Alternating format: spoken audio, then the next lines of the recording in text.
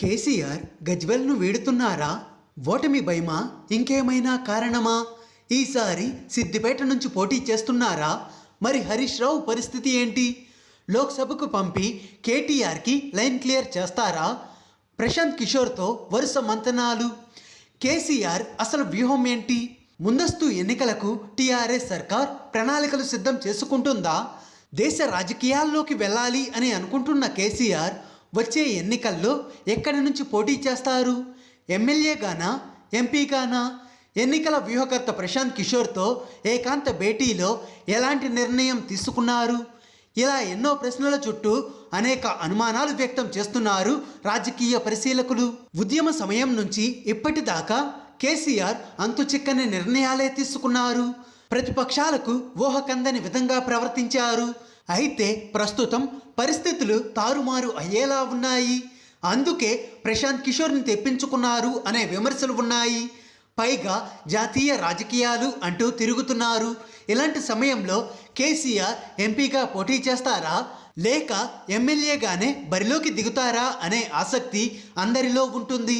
అయితే కేసీఆర్ బొమ్మాటికి ఎమ్మెల్యేగానే పోటీ చేస్తారు అనే వాదన బలంగా జరుగుతోంది. అది కూడా ప్రస్తుతం ప్రాతినిధ్యం వహిస్తున్న గజ్వేల్ నుంచి కాదు, టీడీపీ హయాంలో గెలిచిన తన పాత సీటు సిద్దిపేట నుంచి.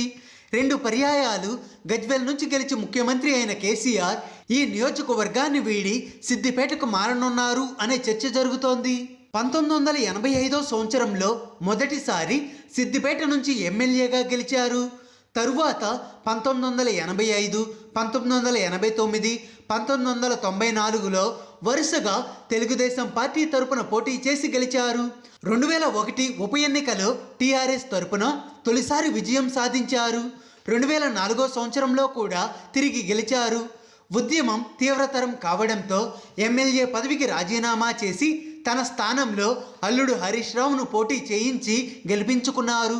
అయితే 2009 సంవత్సరంలో మహబూబ్ నగర్ ఎంపీగా గెలిచిన కేసీఆర్ ప్రత్యేక తెలంగాణ సాధ్యం అయిన తరువాత 2014 సంవత్సరంలో గజ్వేల్ నుంచి గెలిచి ముఖ్యమంత్రి పదవి చేపట్టారు.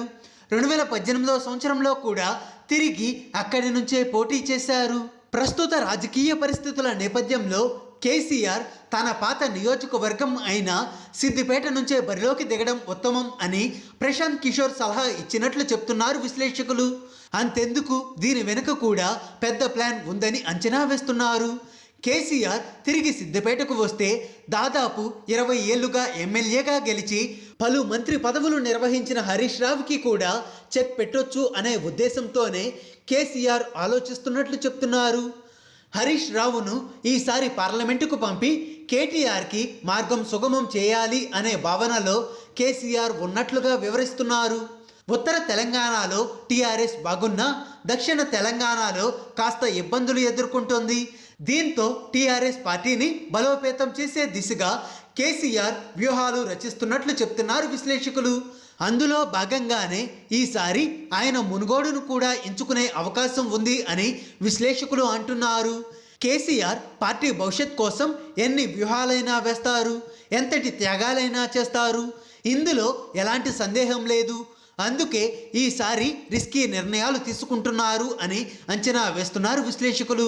మొత్తానికి రానున్న ఎన్నికల్లో కేసీఆర్ కొత్త ప్లేస్ నుంచి పోటీ చేసేందుకు కసరత్తు చేస్తుండటంతో రాజకీయ వర్గాలలో ఆసక్తికర చర్చ నడుస్తోంది.